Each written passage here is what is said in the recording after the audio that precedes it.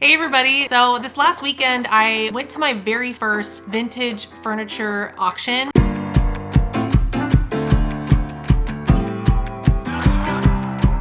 It wasn't like Sotheby's, but I can imagine it was something like that. There were really great expensive pieces of mid-century modern furniture, but they also had tons of really great art, home decor, and pieces from Art Deco period, the 80s, the early 1900s, and more. All these pieces were collected from estate sales in California, so it was really exciting to see what things they had collected over the last few months, and I actually ended up signing up for a number and bidding on a few of them myself, which was really overwhelming as I've never been to an auction before in my life. So let's jump into it and let me show you what it was like, and then I have a really massive haul for you at the end. So first of all, this auction is absolutely free to the public and you do not have to be a high bidder to attend. Additionally, they send out an email to anyone who signs up and suggest and encourage you to show up early so that you can view the inventory of everything. I was glad that I showed up early because they actually had this direct sale area where you did not have to go through the bidding portion. These were items that were also collected from California estates. So it was basically like a thrift store experience. And because I showed up really early, I was lucky to grab a ton of really cool pieces. So that's what I'm gonna really show you in my haul. But when it comes to the auction, I wanted to film more so that you could see how the experience was, but you could barely like put your hand up, let alone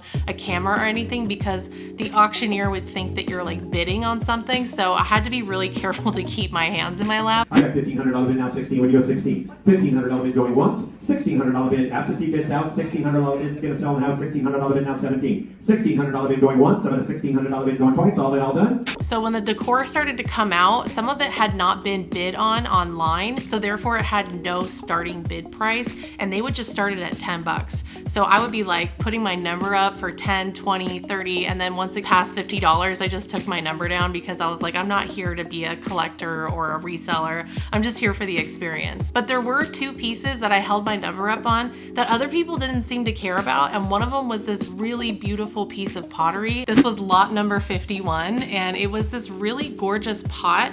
It's got this really pretty design on it, and on the bottom it has this inscription that says Maui 89, and I just really love the coloring of this. I love the feel of it, and I got this one for $40. I think people just weren't paying attention. They were chitty chatty about a really expensive piece that just went out of the room prior to this one going, and the auctioneer was just like moving on to the next one. So I was really staying focused and was really happy to win this piece. So the next item that I won in the auction was this really beautiful chair. I saw this actually during the preview and thought it was so nice because it had absolutely zero cracking. Nothing is wrong with it. The wheels are perfect. It's such a gorgeous mid-century chair, and I would always see these on Facebook Marketplace or on OfferUp for like $300, and it didn't have a price on it, and I think that's because they put it out last minute. A few of the items didn't make it online, so there were no initial bids. So they started this one at $10 as well, and I was able to take it home for $85. I think nobody wanted it because it wasn't like a designer piece. It was just a really nice chair that they caught from a really nice estate. I had no idea that I would actually walk away with two amazing pieces. And if you haven't been to one of these types of auctions before, I highly recommend it because it is one of the most exhilarating experiences that you'll go through, especially when you win. So let me show you some of these really great pieces that I found. These items I would never probably find at a thrift store, but they were at thrift store prices. So the first one is this really, really beautiful ceramic bowl.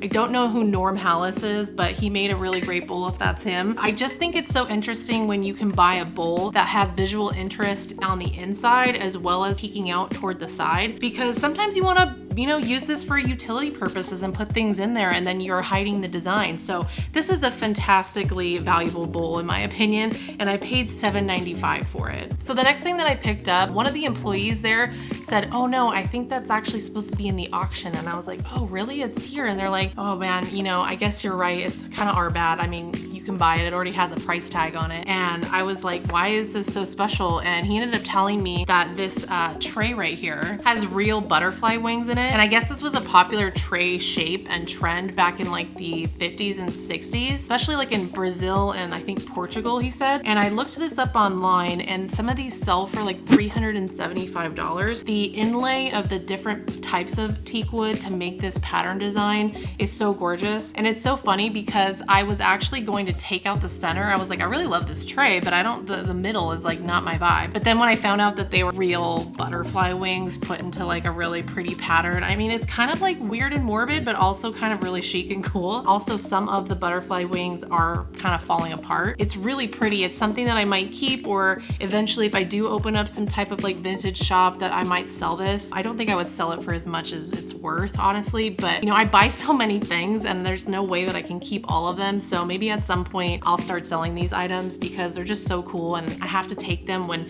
this was literally 10 bucks. It's just really solid. You know when you pick up something and it feels good. So I really was happy with this find. All right, so these candlesticks I thought were absolutely gorgeous because they do have that old world vintage feel. They're made out of some kind of bronze. They're very, very heavy and they just have such a minimal like aesthetic to them. They do feel very mid-century, but they also feel like they could be in any type of, you know, design style. And I got the set of these for $8, which I thought was such a steal. I was very happy to find these. Another really interesting piece I got that I actually got for free because it didn't have a price tag on it and they didn't know what it was this like bronze bowl or plate. I don't know what it's from or what it's about. It has 0 markings on it. I just really love like the feel of it and it's got a nice weight to it and it's also just got a really gorgeous patina for free. I think it's a great deal and it's just really, really pretty. So a couple other things that I picked up are these really cool vintage books. The first one is this really pretty red, kind of almost a terracotta-y red, and it's called America's First Civilization. And I just thought it was so pretty because it's got some really great pictures of like indigenous pottery and artwork in here. You know, I'm not one to totally buy decorative books just because it has like a really pretty color on the outside.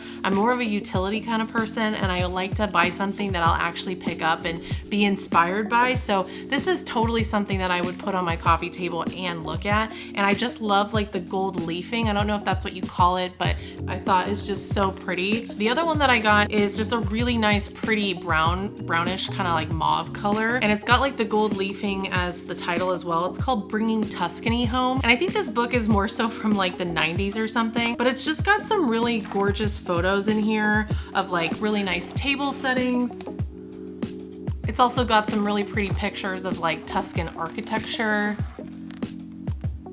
This is also a really great book to be inspired by and it really does match the red one as well as this green one that I picked up. This one's so pretty. It actually had a cover on it, but I took it off. It's got the gold leafing of like titling on here and I love this color and it's such a big book.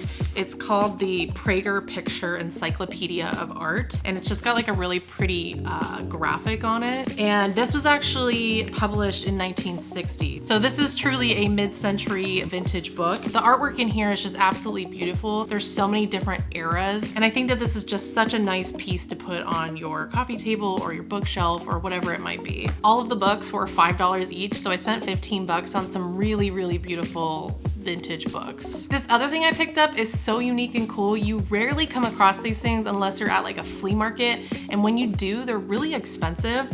It is a hobby lamp.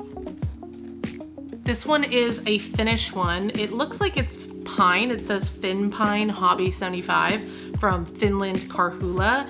And it's just this really pretty lantern. And I don't think it comes with its own pendant light. I think you just use the wood that's in here to make the shape and then you can put your own pendant light in there. So luckily I have a couple of those sitting around and it's an absolutely super cool piece, super Scandinavian, authentically mid-century, and it was 10 bucks. Another really pretty piece of pottery that I picked up was this really great bowl. It almost looks like it's kind of been raku fired. It reminds me of that, and raku is like pretty rare. I don't think it has. It's just such a beautiful patina on here and the texture is really gorgeous. And I got this for for $1.95. So what a deal. So speaking of really unique pieces, I found this like shark tooth looking ashtray, and I thought like, how weird is this? The more I looked at it, I was like, this is really unique, and I do kind of like that it looks like a shark tooth, and it was $5. It's got like little grooves in here for putting your cigarette or whatever you want to put in there. I love like the colors of it too. It's super earthy and natural, and I absolutely love ashtrays that are unique, and especially ones from the mid-century. And apparently this one is like from the 50s, and it says on the bottom that it was made in America, USA, like engraved.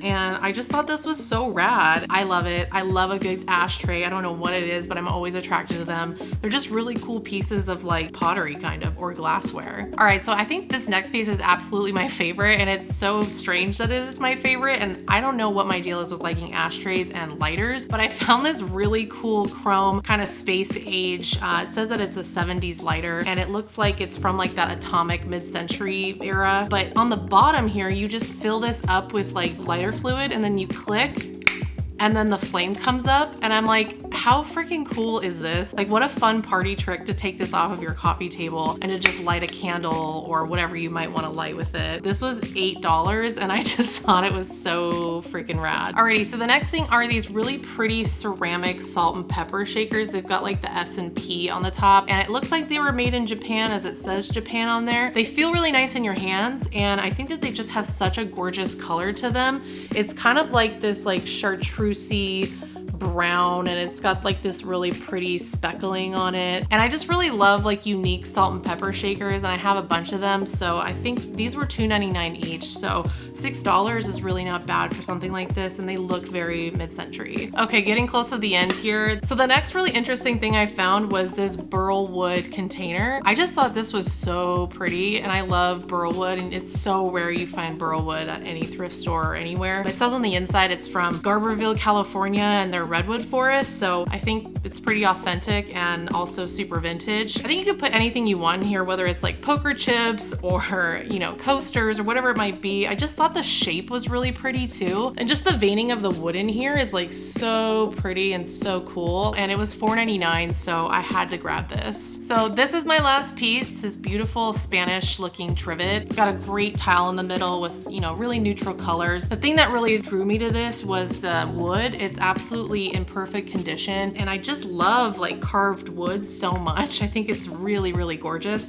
and I just imagine having like a beautiful kitchen in like a Santa Barbara home that's like a Spanish revival style, and I think that this reminds me of that, so I just absolutely had to grab it. It was $4, and yeah, this was my last piece. Let me know in the comments below if you would want to see another auction slash haul. They're doing these, I think, quarterly. I just discovered this like a couple weeks ago. The next one I think is going to be more like southwestern, like New Mexico, Arizona, that kind of vibe, and then they'll have like an Art Deco one, and I don't know, it sounds like a really fun experience, so let me know in the comments below if you'd like to see more of that. Also, I have a TikTok, and if you're on TikTok, you should follow me there because I'm trying to post there a little bit more, and I was thinking about doing like an Instagram, or maybe I show you guys more like little blips of what I'm doing throughout the week instead of making like a long video. If you're interested in that, let me know in the comments as well. Other than that, thank you so much for spending your time with me, and I will see you guys next week. Bye.